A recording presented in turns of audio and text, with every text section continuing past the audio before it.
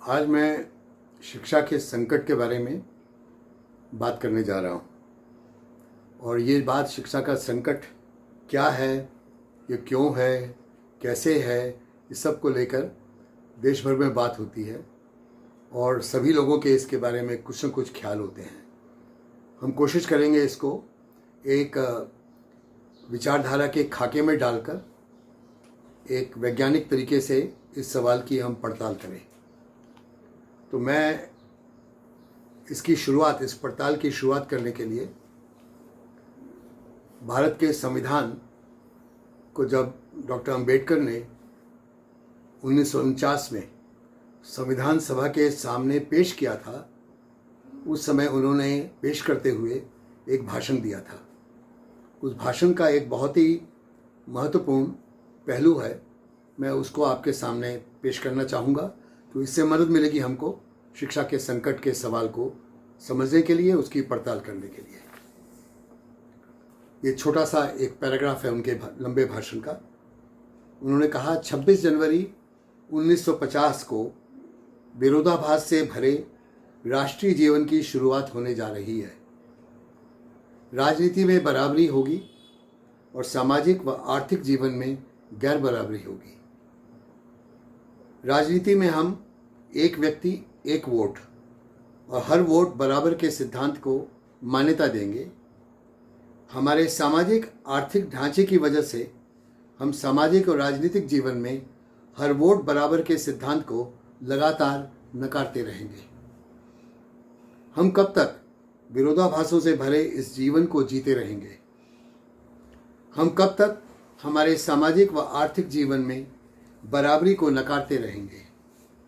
अगर इस तरह हम लंबे अरसे तक बराबरी को नकारते रहे तो ऐसा हम अपने राजनीतिक लोकतंत्र को खतरे में डालकर ही करेंगे। हमें इस विरोधाभास को यथासंभव जल्द से जल्द खत्म करना होगा, अन्यथा जो लोग गैर बराबरी से उत्पीड़ित होंगे वे उस राजनीतिक लोकतंत्र को नेस्तनाबूद कर देंगे जिसे इस संविधान सभा ने इतनी मेहनत के साथ और शिद्दत के साथ खड़ा किया है। ये 25 नवंबर 1949 का उनका वक्तव्य है। और हमें इसमें जो मुख्य बात उन्होंने कही है बराबरी को लेकर, बराबरी को नकारने की बात को लेकर, इसको ध्यान में रखकर ये सवाल उठाना है, अपने आप से पूछना है कि हमारी जो शिक्षा व्यवस्था है क्या वो संविधान के इस सिद्धांत के अनुसार मुताबिक खड़ी की गई है या नहीं खड़ी की गई है? ये कभी भी क्या इसके मुताबिक थी? अंग्रेज़ों के ज़माने में क्या इसके मुताबिक थी? उसके पहले 5000 साल के इतिहास में क्या शिक्षा ने इस सिद्धांत का, बराबरी के सिद्धांत का, भेदभाव से मुक्ति के सिद्धांत का पालन किया था, नहीं किया था? इस सब को हम अगर एक कसौटी के रूप में देखेंगे तो हमें बहुत सारी चीज़ों का जवाब मिलने लगेगा। इसके साथ जो प्रस्तावना लिखी गई संविधान की, और आज उस प्रस्तावना से तो पूरा देश परिचित है, क्योंकि पूरे सीए के विरोधी आंदोलन में देश भर में जितनी बार ये प्रस्तावना पढ़ी गई वो तो पिछले 70 साल में कभी नहीं पढ़ी गई, खूब पढ़ी गई और आम लोगों ने इसको पढ़ा है, समझने की कोशिश की है। मैं इसके कुछ हिस्सों पे जोर दे रहा हूँ। एक तो न्याय की बात। न्याय 3 तरह का, सामाजिक हो, आर्थिक हो और राजनीतिक हो।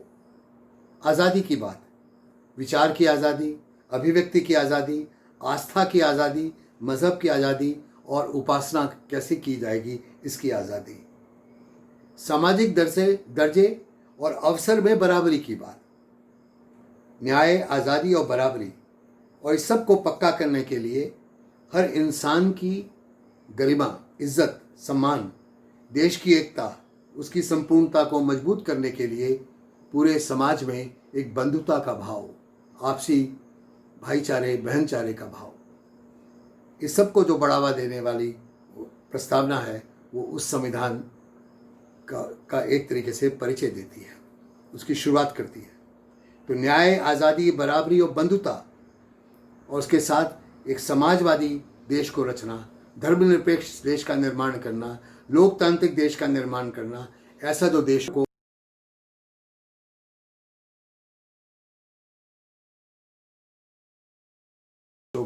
उस गणराज्य के लिए ये संविधान बनाया गया। इन सब सिद्धांतों को अगर हम अपना आधार मानते हैं, क्या इसके आधार पर हमारी शिक्षा व्यवस्था आज खड़ी की गई है या नहीं खड़ी की गई? ये मेरे लिए सबसे महत्वपूर्ण सवाल है। और मैंने कहा इस सवाल की हम पड़ताल करेंगे एक तार्किक तरीके से। उसके लिए मैं आपके सामने ये एक तरीका पेश कर रहा हूँ। जो शिक्षा एक छत है, मान लीजिए वो छत 4 खंभों पे खड़ी होगी, हवा में तो नहीं खड़ी होगी, 4 खंभों पे खड़ी होगी। उसका एक खंभा होगा कि शिक्षा का मकसद क्या है, उद्देश्य क्या है, शिक्षा क्यों है। तो सवाल है शिक्षा क्यों। दूसरा इसका खंभा होगा शिक्षा किसके लिए, केवल कुछ उच्च जातियों के लिए, उच्च वर्गों के लिए, केवल पुरुषों के लिए, या केवल उनके लिए जो महानगरों में पैदा होते हैं या कुछ बड़े शहरों में पैदा होते हैं, या उनके लिए जो नौकरशाहों और बड़े बड़े राजनेताओं के बच्चे हैं उनके लिए, किसके लिए, या पूरी देश की जनता के लिए। ये सवाल शिक्षा किसके लिए, ये तीसरा खंभा है। और चौथा है इन तीनों चीज़ों को पूरा करने के लिए शिक्षा का तंत्र कैसा होगा, शिक्षा का ढांचा कैसा होगा, किस तंत्र के जरिए ये शिक्षा दी जाएगी। ये 4 शिक्षा के खंभे हैं। हम इन चारों पर कुछ विचार करेंगे, इनकी पड़ताल होगी। तो पहले हम आते हैं शिक्षा क्यों है, किसके लिए शिक्षा है। तो लोग कहेंगे ये भी कोई सवाल हुआ। आज तो सब मानते हैं शिक्षा इसलिए है क्योंकि हमको नौकरी दिलवाती है। डिग्री इसलिए हम पाते हैं कि डिग्री से हमें कोई ना कोई रोजगार मिल जाता है, कोई नौकरी मिल जाती है, फिर ऐशो आराम है, फिर कभी पेंशन मिलेगी उसके बाद। तो अगर डिग्री से नौकरी मिलेगी तभी शिक्षा है। लेकिन अभी तो हमने बात की भारत के संविधान की। भारत के संविधान में तो नहीं लिखा कि संविधान का उद्देश्य सबको नौकरी दिलवा देना है। उसमें आर्थिक न्याय की बात करी, उसमें बराबरी की बात करी, उसमें वैचारिक आज़ादी की बात करी, लेकिन नौकरी दिलाना तो उसमें कहीं नहीं लिखा ना। तो शिक्षा को हम इतना कमतर न कर दें कि बस एक ही बात समझ में आ जाए कि बताओ इस यूनिवर्सिटी से जो डिग्री मिलती है उसे नौकरी मिलती है कि नहीं मिलती है। ये अगर हम करेंगे तो भारी गलती करेंगे। वो गलती ये होगी कि आज दुनिया का सारा जो वैश्विक बाजार है, जो वैश्विक पूंजी इस बाजार के पीछे खड़ी है, वो तो चाहती है कि ऐसी ही शिक्षा दी जाए जो केवल नौकरी दिलवा दे, नौकरी पैदा कर दे। वो ऐसी शिक्षा ना हो जहाँ से जो विद्यार्थी निकले वो सवाल उठाना शुरू कर दें, वो ऐसा सोचना शुरू कर दें कि वो पूरा सोच इस वैश्विक पूंजी की जो पकड़ है पूरी दुनिया के ऊपर, उस पकड़ के ऊपर सवाल खड़ा कर दे और उससे जूझने का रास्ता लोगों को बताना शुरू कर दें। तो शिक्षा का मकसद क्या है, उस पर थोड़ा हम विचार कर लें। मैं ये नहीं कह रहा कि शिक्षा के बाद नौकरी नहीं मिलनी चाहिए, पर शिक्षा का मकसद केवल नौकरी दिलवाना नहीं हो सकता। इन दोनों में एक फ़र्क है, उस फर्क पे हम उम्मीद करते हैं कि लौट पाएंगे। तो मकसद क्या है, इस मकसद के लिए मैं मदद लूँगा शहीद भगत सिंह से। शहीद भगत सिंह ने 1928 में एक छोटा सा लेख लिखा था, 1.5-2 पन्ने का। उसका नाम था विद्यार्थी और राजनीति। अगर आपने नहीं पढ़ा तो ज़रूर पढ़िए, पढ़ने लायक है। उसमें 2 बातें उन्होंने उठाई, दोनों बहुत मौजूद हैं इस सवाल को लेके कि शिक्षा का मकसद क्या हो। उन्होंने कहा कि हमें कहा जाता है कि तुम यहाँ कॉलेज में पढ़ने के लिए आए हो। वो लाहौर में पढ़ते थे, लाहौर कॉलेज की बात कर रहे हैं, वहाँ गवर्नमेंट कॉलेज की। तुम यहाँ पढ़ने के लिए आए हो, तुम पॉलिटिक्स मत करो, पढ़ो। तो हम मानते हैं कि हमको पॉलिटिक्स की जगह पढ़ाई करनी चाहिए, इसीलिए हम आए हैं, हमने माना। लेकिन ये शिक्षा जो हमको दी जा रही है, ये क्या हमारी ये मदद करेगी कि हम समझें कि हमारे देश के हालात क्या हैं, और जो बदहाली है देश की, उस बदहाली को दूर करने के लिए हम नौजवानों को क्या करना चाहिए, कौन से कदम उठाने चाहिए। अगर ये कर पाएगी तो बहुत काम की शिक्षा है। लेकिन ये शिक्षा तो देश के हालात के बारे में हमको कुछ नहीं बताती है। ये तो हमको केवल ये बताती है कि ब्रिटिश राज की नौकरी करने के लिए क्लर्क कैसे बनना चाहिए। तो क्लर्क बनाने वाली जो शिक्षा है हमारे हिसाब से बिल्कुल फिजूल है, हमारे किसी काम की नहीं है। ये निकम्मी शिक्षा है। दूसरा सवाल और भी मौजूद है। वो कहते हैं कि जब लाहौर में महात्मा गांधी आते हैं, जवाहरलाल नेहरू आते हैं, सुभाष चंद्र बोस आते हैं, तो हम सब विद्यार्थी उनका स्वागत करने के लिए रेलवे स्टेशन जाते हैं। तो हमारे कॉलेज के अधिकारी बोलते हैं कि तुम पॉलिटिक्स कर रहे हो। लेकिन जब वायसराय आते हैं या साइमन कमीशन आता है तो उसका स्वागत करने के लिए हमको कॉलेज के अधिकारी खुद ले जाते हैं और उनका लेक्चर सुनने के लिए हमको मजबूर करते हैं। तो पॉलिटिक्स क्या हुई? महात्मा गांधी, जवाहरलाल नेहरू और सुभाष चंद्र बोस को सुनना पॉलिटिक्स हुई, और वायसराय का भाषण सुनना, साइमन कमीशन को सुनना पॉलिटिक्स नहीं हुई। अब हम समझ गए, उन्होंने कहा कि जो खुशामद करना सिखाती है जो शिक्षा, वो तो अच्छी शिक्षा है, और जो खुशामद नहीं करना बल्कि जूझना सिखाती है, हमको सवाल उठाना सिखाती है, वो शिक्षा नहीं है। एक इसी ढंग से एक अलग ढंग का सवाल शाहू जी महाराज ने, आप सब जानते हैं शाहू जी महाराज कौन थे। वो कोल्हापुर के महाराजा थे जिनको सावित्रीबाई और ज्योतिराव फुले से प्रेरणा मिली थी और सत्यशोधक समाज को वो मानते थे। तो महाराज शाहू जी ने एक बात रखी शिक्षा के बारे में। उन्होंने कहा कि जो भारत की वर्ण व्यवस्था है, उस वर्ण व्यवस्था ने ऐसे हालात पैदा कर दिए हैं कि एक पूरा वर्ग खड़ा हो गया है जो उत्पीड़क वर्ग है, जो दमन करता है, वो उच्च जातियों का वर्ग है, और वो दमन करते करते अपनी इंसानियत को खो चुका है। उसमें इंसानियत नहीं बची। दूसरा वर्ग है जिस पर दमन किया जाता है, जिसका उत्पीड़न होता है, जिसका शोषण होता है। उसमें दलित हैं, पिछड़े वर्ग के लोग हैं, उसमें विमुक्त जातियों के लोग हैं, उसमें दलित और आदिवासी सब हैं। ये देश के लगभग आज की आबादी के 85% हैं। तो शाहू जी महाराज कह रहे हैं कि ये जो उत्पीड़ित वर्ग है, ये इतना भयभीत हो गया है, इतना उत्पीड़ित है, इतना शोषित है कि उसकी भी अपने सोचने की शक्ति खत्म हो गई है और उसकी भी इंसानियत छीन ली गई है।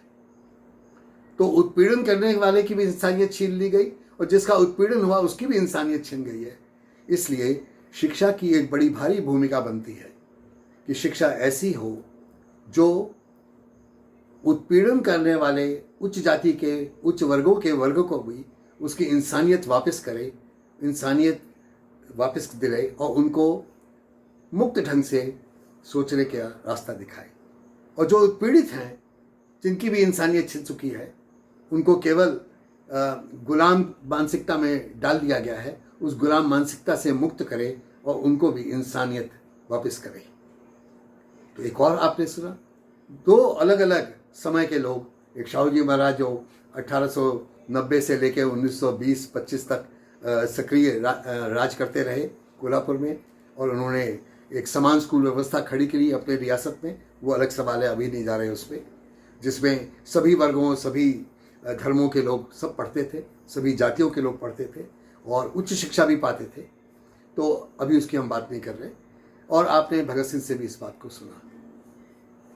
मुझे लगता है इन दोनों की बात में ये जवाब मिलता है कि शिक्षा क्यों हो। शिक्षा वो है जो आज के समाज में जितनी विकृतियां हैं, जितने शोषण के रास्ते खुले हुए हैं, उत्पीड़न के रास्ते खुले हुए हैं, दमन के रास्ते खुले हुए हैं, और एक पूंजीवादी जाति व्यवस्था को मजबूत करने वाली पूंजीवादी व्यवस्था का पूरा एक तंत्र बना हुआ है, इस सब से मुक्त करने का रास्ता जो शिक्षा दिखाती है वो असली शिक्षा है। यह मतलब है मुक्तिकामी शिक्षा का, परिवर्तनकामी शिक्षा का। अब दूसरा मैंने सवाल उठाया कि दूसरा खंबा होगा कि शिक्षा किसके लिए। इस सवाल का जवाब बहुत लंबे समय से खोजा जा रहा है। प्राचीन काल में यह माना गया कि शिक्षा केवल ब्राह्मणों के लिए होती है और उन्हीं के बच्चों को शिक्षा दी जाएगी, उसी का इंतजाम किया गया। और जो खासकर दलित थे उस समय के, आदिवासी थे और पिछड़े वर्गों के लोग, उनको शिक्षा से वंचित किया गया, उसके पूरे इंतजाम किए गए। उसके बाद अंग्रेज़ों का काल देखिए। अंग्रेज़ों के काल में इस पर बड़ी बहस हुई। जब ईस्ट इंडिया कंपनी आई तो बड़ी बहस हुई। उन्होंने मिलकर तय किया और इसकी घोषणा भी करी, जो मैकॉले के मिनट्स में लिखी हुई है, कि हम इस बड़े आवाम, जो देश का आवाम है भारत का, इसको तो हम शिक्षित नहीं कर सकते। हम शिक्षित करने के लिए जो ऊंची जाति के अभिजात तबके के लोग हैं उनको चुनेंगे, उनको हम शिक्षित करेंगे, और बाकी जो आवाम है वो इनके जरिए शिक्षित किया जाएगा। और जो ब्रिटिश औपनिवेशवाद स्थापित किया गया है देश में, हिंदुस्तान में स्थापित किया जा रहा है, एक ताकतवर औपनिवेशवाद, साम्राज्यवाद स्थापित हो रहा है, इसका जो मुख्य संदेश है कि सबसे मजबूत ताकत दुनिया में इस समय ब्रिटेन है, ये जो इसलिए इसको स्वीकार किया जाए, इसके सारे मूल्यों को स्वीकार किया जाए, इसके शोषण के तंत्र को स्वीकार किया जाए, इसके लूट को स्वीकार किया जाए। तो इसका जो ये संदेश है, इसको कौन ले जाएगा भारत के आवाम तक? इसको वो मुट्ठी भर लोग जो ऊंची जातियों के हैं, ऊंचे वर्गों के हैं, वो ले जाएंगे। हम केवल उनको शिक्षित करेंगे, उनको अंग्रेजियत की शिक्षा देंगे, अंग्रेजी के जरिए अंग्रेजियत की शिक्षा देंगे। ये तय हुआ था और यही किया गया। और जब थोड़ा बहुत लॉलीपॉप फेंका गया, कुछ ऐसे स्कूल पाठशालाएं खोल दी गई जिसमें गरीबों के कुछ मुट्ठी भर बच्चे चले जाते थे, पर वो नाम के लिए था। उनके लिए भी 5वीं कक्षा के आगे का इंतजाम नहीं हुआ। बड़ी मुश्किल से बात की बात है, 8वीं तक का हुआ। अभी हम उस पूरी कहानी में नहीं जा रहे, पर लगातार कोशिश की गई। मुट्ठी भर लोग, बाकी सब जनता के ऊपर राज करेंगे। क्या ये बदल गया आज़ादी के बाद? जब भारत एक गणतंत्र बन गया, हमारा अपना संविधान आ गया जिसमें बराबरी की बात पे इतना जोर दिया गया, न्याय की बात की गई, आज़ादी की बात की गई, तो क्या सब बदल गया? मैं आपको अभी का कुछ हालिया एक आंकड़ा पेश करता हूँ। इस समय हालात ये हैं कि नाम के लिए तो लगभग 100% बच्चों का नाम जो रजिस्टर होता है हर स्कूल का, उसमें लिख दिया जाता है। तो इसलिए कहा जाता है कि हमारा जो नामांकन है वो हमेशा ही 100% के आसपास रहा है। वो ऐसा नहीं है कि जब शिक्षा अधिकार कानून बना 2009 में तब हुआ, वो तो हमेशा ही था। कम से कम मुझे मालूम है कि 1990 में मैंने आंकड़े देखे थे, उस समय भी लगभग 100% था, और 2000 में देखे तब भी 100% था, आज देखेंगे तब भी लगभग 100% है। लेकिन 100% बच्चों का नाम लिख लेने से ये जवाब नहीं मिलता कि 100% को शिक्षा मिल रही है। 5वीं कक्षा तक आते आते लगभग 40% बच्चे स्कूल छोड़ देते हैं। अपनी खुशी से नहीं छोड़ देते, बाकायदा स्कूल में इंतज़ाम किया जाता है कि बच्चों को कैसे बाहर निकाल दिया जाए। उस पर मैं लौटूंगा। इस सवाल पे बड़ा महत्वपूर्ण सवाल है। अपने आप कोई नहीं छोड़ता, उनको खदेड़ कर बाहर निकाला जाता है। 8वीं कक्षा आते आते लगभग आधे बच्चे स्कूल छोड़ते हैं, उनको स्कूल से बाहर कर दिया जाता है। 10वीं कक्षा तक आते आते 2/3 बच्चों को स्कूल से बाहर किया जाता है, बेदखल कर दिया जाता है।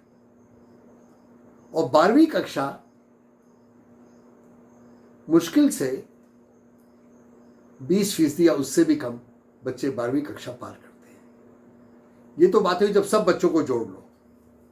अगर आप ये बात करेंगे कि जो देश के बहुजन बच्चे हैं, जिसमें दलित, आदिवासी, अन्य पिछड़े वर्ग के और विमुक्त जातियों के बच्चे हैं, तो इनका हाल भी सुन लीजिए। जो बच्चे पहली कक्षा में दाखिल होते हैं, उनमें से बमुश्किल 10% बहुजन बच्चे 12वीं कक्षा पार करते हैं। 90% बच्चों को 12वीं कक्षा के पहले हमारी स्कूल शिक्षा व्यवस्था बेदखल कर देती है, बाहर कर देती है। ये जो 10% बच्चे पार होते हैं, वो इसलिए नहीं पार होते क्योंकि उनको किसी वजह से बहुत बढ़िया शिक्षा दे दी गई। वो इसलिए पार होते हैं कि इन बहुजन बच्चों में अपनी एक चेतना थी कि हमको किसी भी तरीके से पढ़ना है, और वो इतनी मेहनत करी, उनमें इतनी मौलिक प्रतिभा भी थी, उससे उनकी मदद करी। उनके शायद परिवार में भी उनकी काफ़ी मदद हुई, कम से कम उनको उत्साहित किया गया, और इस माहौल के कारण वो 12वीं कक्षा पार कर गए।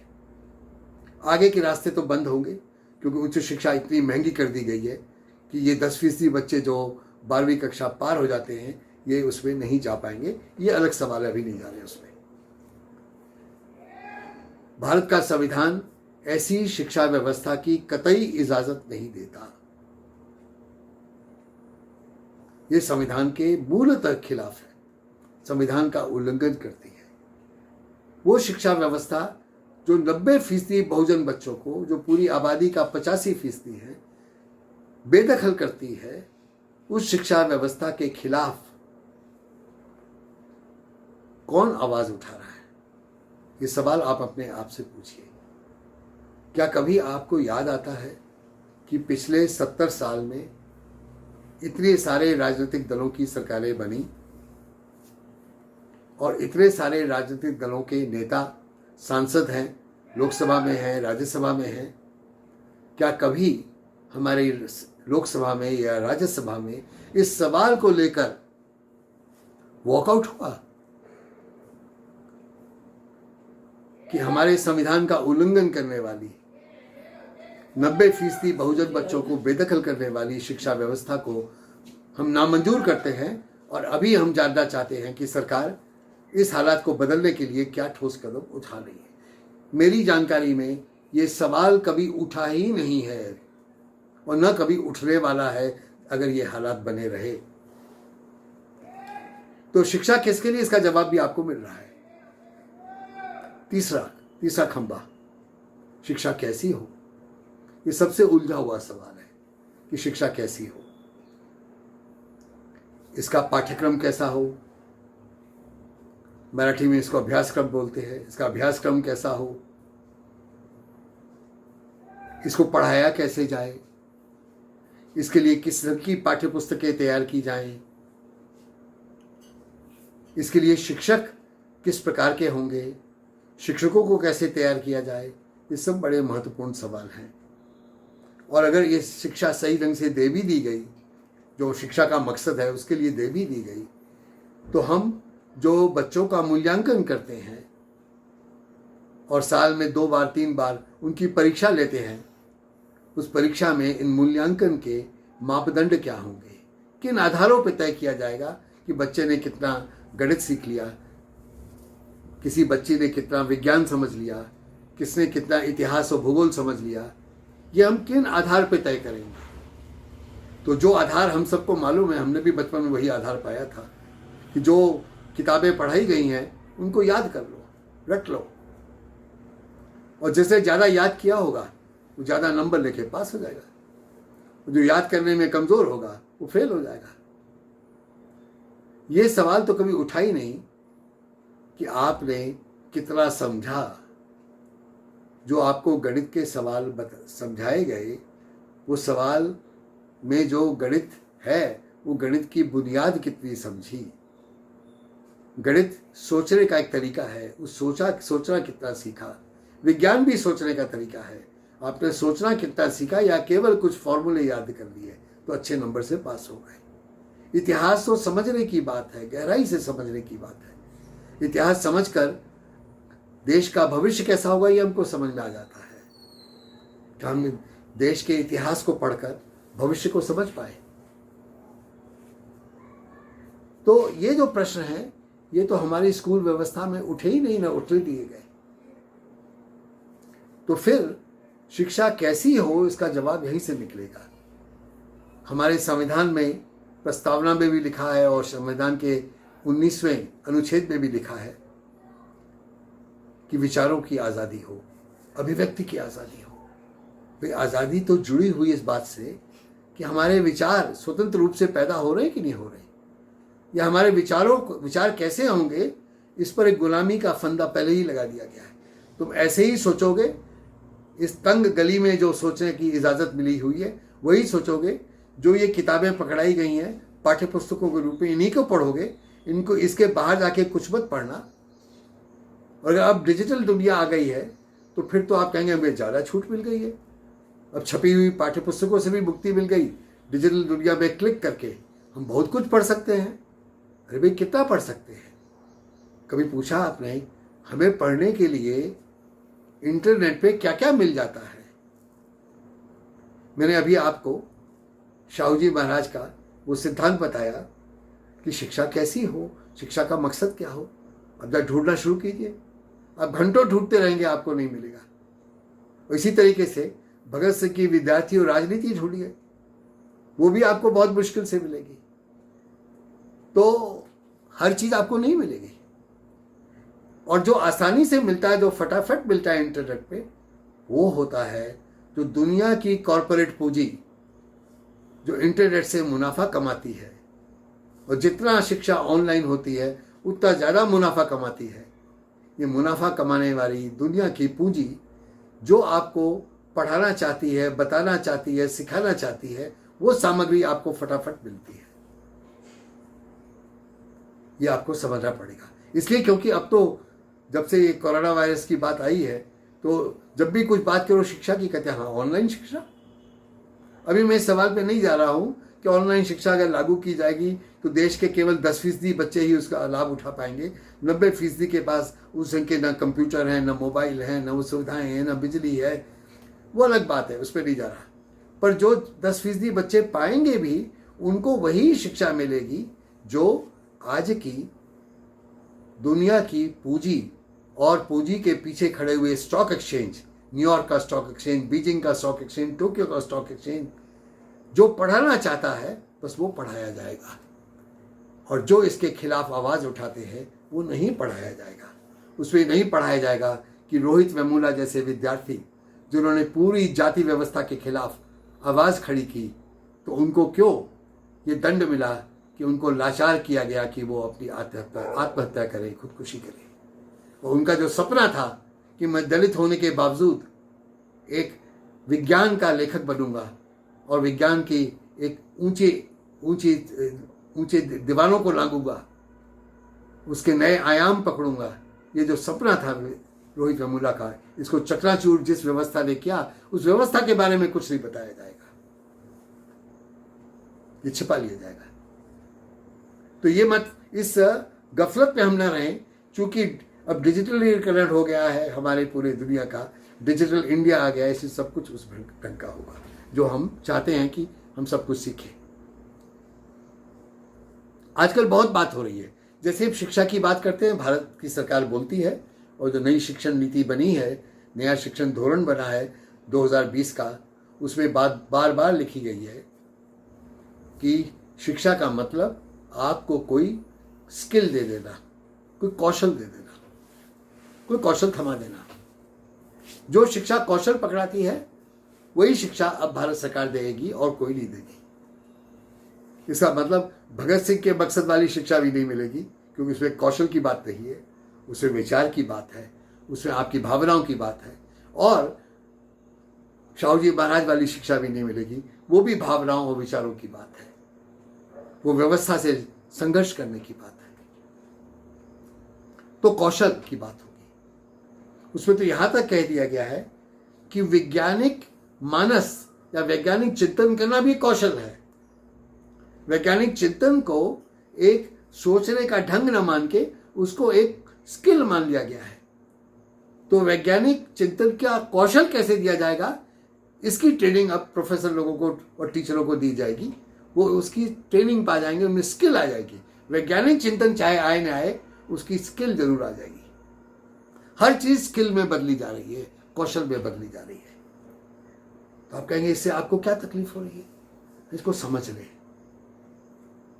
जो कुशल भारत का मिशन बना है, उसमें यह साफ कह दिया गया है कि किस तरह के कौशलों को आगे बढ़ाया जाएगा और किस तरह के कौशलों को पीछे धकेला जाएगा।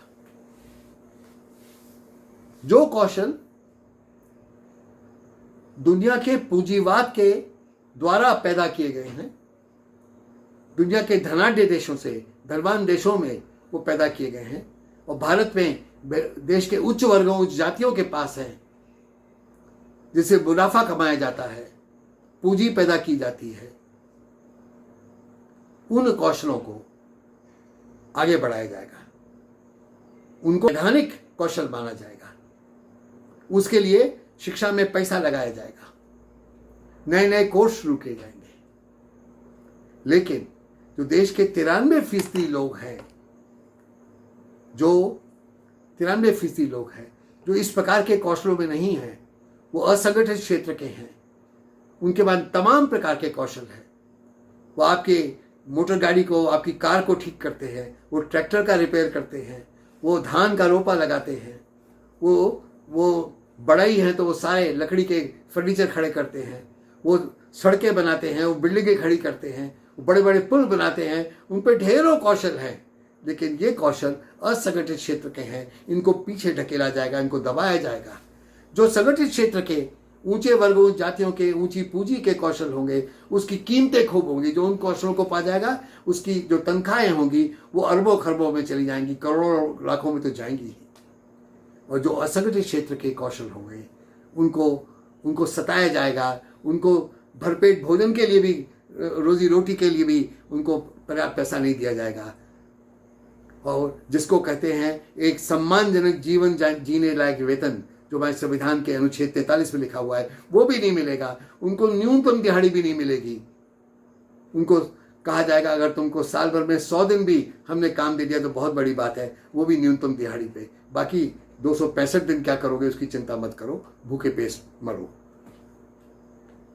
तो कौशलों के आधार पे अब देश का नया विखंडन किया जा रहा है।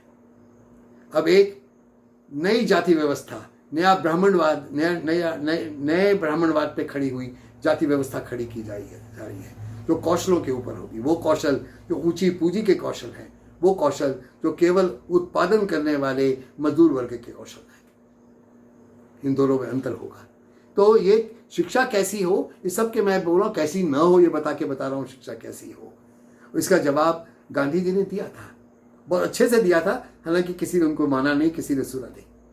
उन्होंने ये दिया था 1937 में जवाब कि शिक्षा ऐसी हो जिसके हर क्लासरूम में, देश के हर स्कूल में, हर कॉलेज में, हर क्लासरूम में कोई ना कोई उत्पादक काम जरूर किया जाए।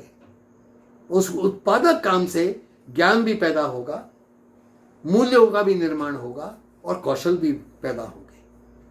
और जो क्लासरूम ऐसा होगा जिसमें उत्पादक काम होगा, तो उनके जमाने भी बात ठीक थी और आज भी लगभग ठीक है, शायद उससे थोड़ा कम ठीक होगी, कि लगभग देश के 85% जो बहुजन है वो जो काम करते हैं उसको उत्पादक काम मानकर उसके आधार पर शिक्षा व्यवस्था खड़ी की जाएगी। उसमें से ज्ञान निर्माण होगा, मूल्यों का निर्माण होगा और कौशल खड़े किए जाएंगे। तो बहुजनों का जो कौशल है, जिसमें दलितों का कौशल, पिछड़े वर्गों का कौशल, आदिवासियों का कौशल, विमुक्त जातियों का कौशल, ये कौशल होंगे। उसमें भी खासकर महिलाओं के कौशल, कि बहुत सारे काम इन वर्गों में, इन तबकों के जो लोग हैं उनकी महिलाएं ज़्यादा करती हैं, उनके कौशल, इन कौशलों को सबसे केंद्र में रखा जाएगा शिक्षा व्यवस्था के हर क्लासरूम के, केवल अमीरों के नहीं, हर क्लासरूम के, अमीरों के भी और गरीबों के भी, ऊंची जातियों के भी और पिछड़ी जातियों के भी, सब जातियों के, सब वर्गों के लिए इस प्रकार के कक्षाएं होंगी, इस प्रकार का कोर्स होगा, इस प्रकार का पाठ्यक्रम होगा। उनके इस बात को कचरे की टोकरी में डाल दिया गया और तब से कचरे की टोकरी में से किसी ने निकाला नहीं है। जो चौथी बात है, तंत्र कैसा हो। इन सब चीजों के लिए कैसे तंत्र की जरूरत है, इस पर बहुत विचार हुआ है दुनिया में।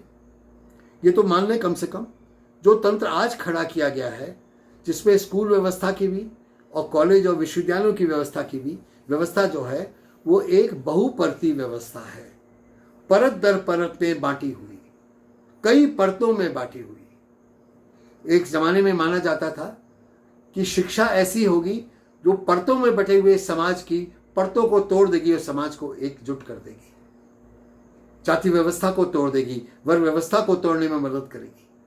लेकिन ठीक उल्टा हुआ, समाज में जितनी परतें हैं उतनी परतों में अब हमारी शिक्षा व्यवस्था को बांट दिया गया है।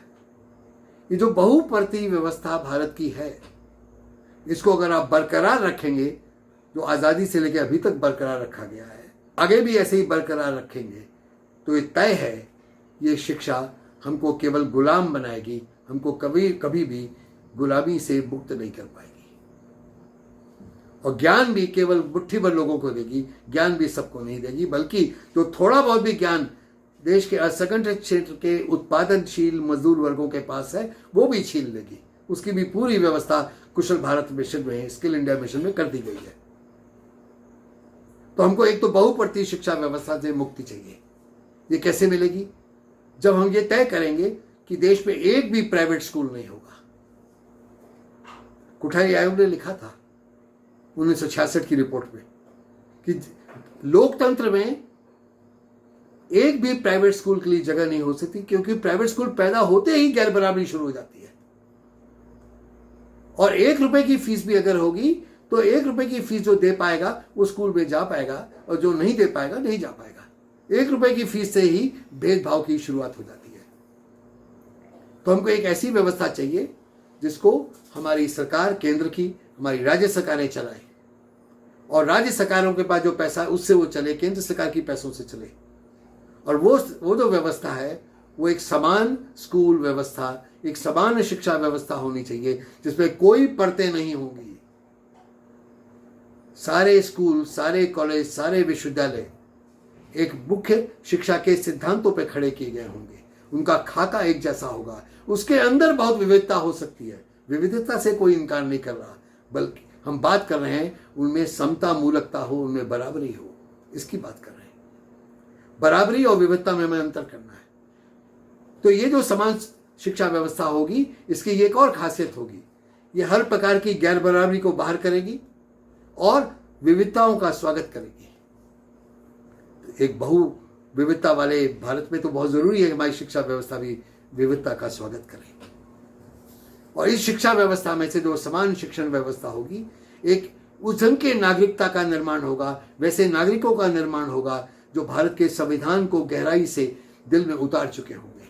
ये केवल उनके दिमाग में नहीं होगा, उनके दिल में भी होगा। उस संविधान को जमीन पर उतारने में वो लड़ाई लड़ेंगे, उसके लिए काम करेंगे। वो देश के ऐसे नागरिक बनाने वाली शिक्षा व्यवस्था होगी। और अगर ऐसी शिक्षा व्यवस्था को हम नहीं खड़े किए गए, नहीं खड़ा करेंगे, जैसे 70 साल हमारे हाथ से निकल गए, अगले 1 सदी भी निकल सकती है कि हम कभी भी भारत में संविधान के खाके के अनुसार शिक्षा व्यवस्था को नहीं खड़ा कर पाएंगे, और ऐसे नागरिकों का निर्माण भी नहीं कर पाएंगे जो भारत के संविधान के अनुसार देश को बनाएं, देश का निर्माण करें, और देश में उस प्रकार का समाज बनाएं, उस तरह की उत्पादन व्यवस्था खड़ा करें, उस तरह की राजनीतिक व्यवस्था खड़ी करें जो संविधान की मूल भावना के अनुरूप हो, मूल सिद्धांतों का पालन करने वाली हो। ये चुनौती हमारे सामने है। और मैं एक उदाहरण मेरे दिमाग में आ रहा है, उससे बात खत्म करता हूं। बाबा साहब अम्बेडकर ने इसको अपने लिखा है अपने बचपन की कहानी में। लिखा कि जब मैं स्कूल में पढ़ता था तो चूंकि मैं दलित था तो मुझे क्लास के बाहर बैठा दिया जाता था, और बाकी बच्चे आराम से पढ़ते थे, मैं बाहर ही रह जाता था, सुन भी नहीं पाता था क्या पढ़ाया जा रहा है। तो मुझे बहुत तकलीफ होती थी, बहुत हीन भावना थी। तो मैंने ये सबसे पूछना शुरू किया, परिवार में और बाहर भी, कि मुझे स्कूल से बाहर क्यों बैठाया जाता है। इस सवाल से शुरुआत हुई मेरी इस खोजबीन की कि भारत की जाति व्यवस्था क्या है। ऐसी शिक्षा व्यवस्था जो बच्चों को सवाल उठाना सिखाती है। आज के देश में, हमारे भारत में जो समस्याएं खड़ी हो गई हैं, गैर बराबरी की, भेदभाव की, परतों में बटे हुए समाज की, नफरत पैदा करने वाले समाज की,